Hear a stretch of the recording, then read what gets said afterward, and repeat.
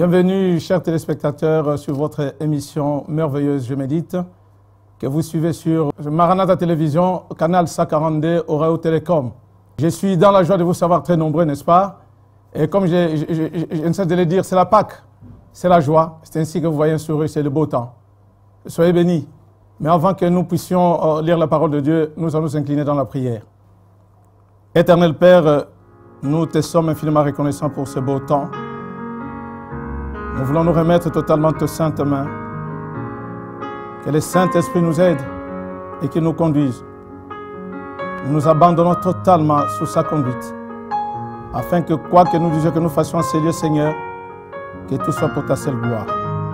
C'est au nom de Jésus-Christ, notre Seigneur, à la gloire du Père. Ainsi t'avons-nous prié, Papa, nous disons Amen.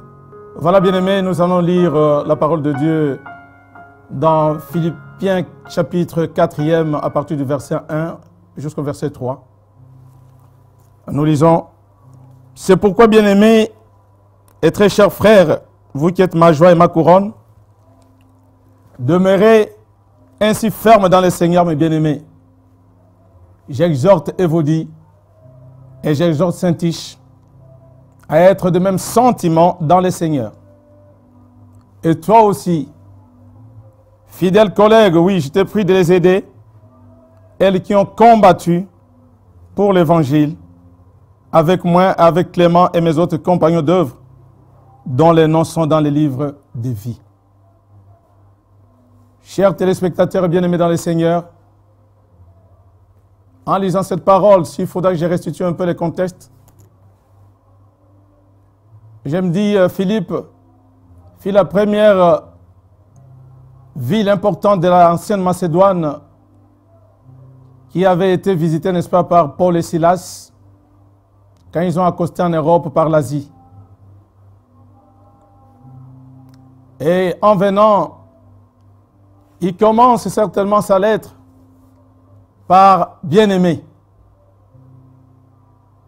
Quand on t'appelle bien-aimé, ça montre une si profonde affection qu'on peut avoir à une personne.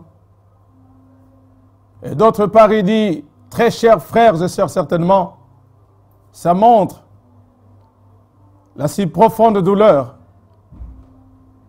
de séparation qu'on peut avoir lorsqu'on se sépare avec un être cher. Mais il dit, n'est-ce pas, que ce peuple fait sa joie et sa couronne. Je vois effectivement que Paul ne fait pas foi aux circonstances. Il ne voit pas l'intérêt humain, mais il est en train justement de se dire, s'il peut être dans la joie, c'est parce qu'il y a Christ. Il dit, vous faites ma joie et vous êtes ma couronne.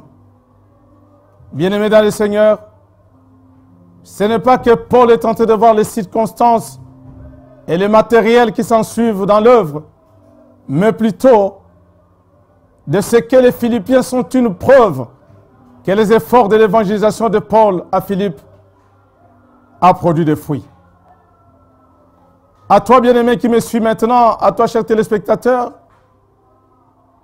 toi qui fais foi aux choses de ce monde, il est bon à ce que tu puisses construire des maisons, il est bon à ce que tu puisses avoir une belle voiture, il n'est pas exclu que tu puisses te payer des beaux vêtements, mais si tu y mets ta joie dans ces choses qui sont périssables, c'est de la peine perdue. Paul nous exhorte, n'est-ce pas, vous qui me suivez en ce moment, qu'il met sa joie dans les âmes gagnées à Jésus, dans l'œuvre qu'il a faite, lui, en voyant ce peuple de Philippe venir à Christ. C'est là qu'il fait sa joie. Je suis en train de voir des leaders certainement qui doivent se sentir heureux si l'œuvre pour laquelle Dieu vous a appelé est en train de donner des fruits et des fruits qui vont demeurer. Et le second point qui a touché ou qui a retenu mon attention, c'est de voir qu'il est en train d'exhorter Évodie et Saint-Tiche d'être des mêmes sentiments dans le Seigneur. Bien-aimés, ça montre à suffisance qu'il y a eu un problème, certainement, entre les deux femmes, les deux sœurs, que je considère moi comme leaders dans la vision de Paul. Qu'est-ce qui s'est passé? Elles ont jeté un trouble dans l'assemblée. Que cela ne soit pas pour toi et pour moi, bien-aimés, car nous sommes appelés à œuvrer pour un même maître, pour que la moisson, tellement qu'elle est grande qu'on cherche des ouvriers, que nous soyons de véritables ouvriers. Ne sois pas un faux partisan.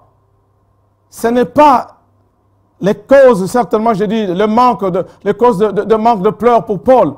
Il y a encore des causes de ce pleurs. Parce qu'il est en train de se rendre compte qu'il y a encore des disputes. C'est alors qu'il est en train, n'est-ce pas, d'exhorter toute l'assemblée à l'unité et à bannir, n'est-ce pas, les disputes et à bannir les querelles. Je vais plus loin de parler, n'est-ce pas, dans les livres de Proverbes 13, verset 10, où je déclare, cela est écrit, que c'est seulement par l'orgueil qu'on excite les querelles. Et la sagesse vient à ceux qui écoutent les conseils.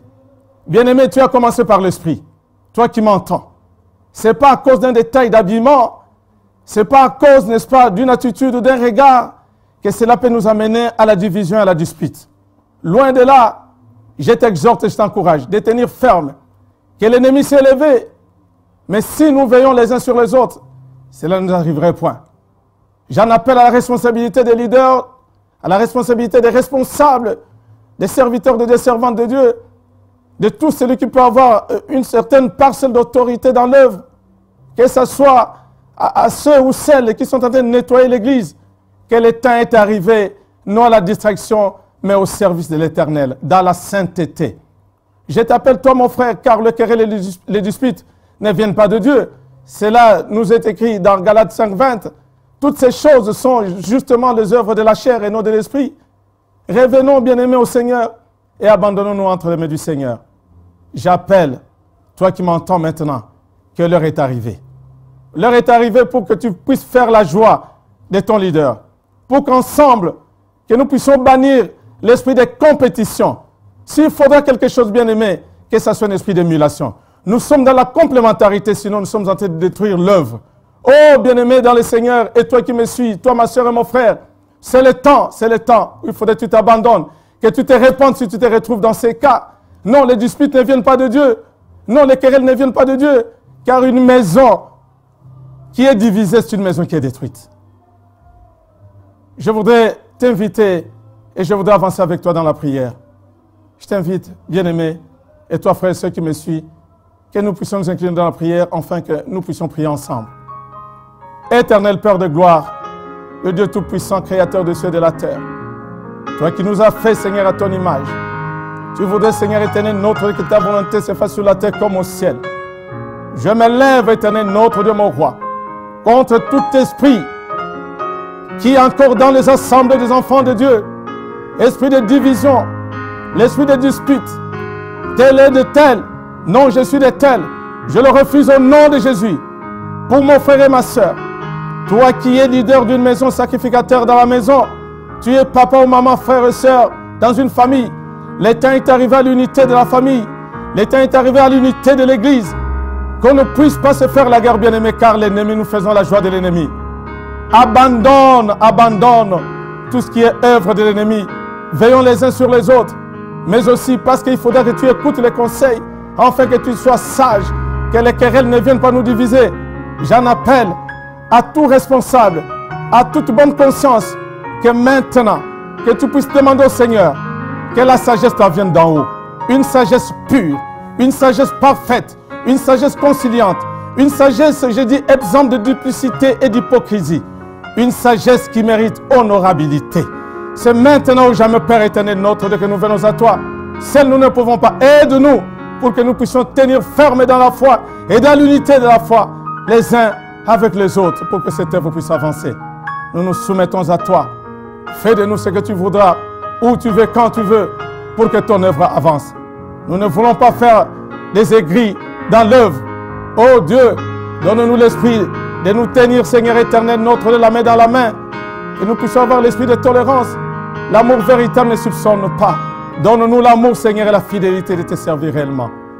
Nous refusons et nous renvoyons, Seigneur éternel, tout esprit de faux partisans, ennemis de la croix.